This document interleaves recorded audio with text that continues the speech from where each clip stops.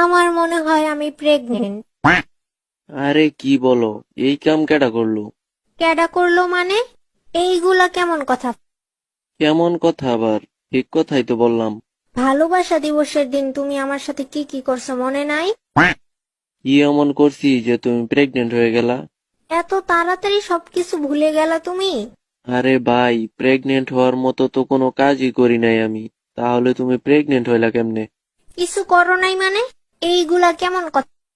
ওই দিন পার্কের মধ্যে গিয়ে যে করলা, ওইগুলা কি ছিল তাহলে?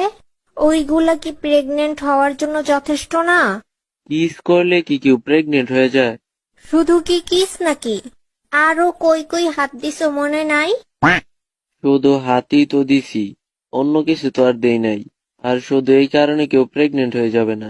এত কিছু আমি জানি না। এখন তোমার আমাকে বিয়ে করতে হবে। বিয়ে করতে হবে কেন?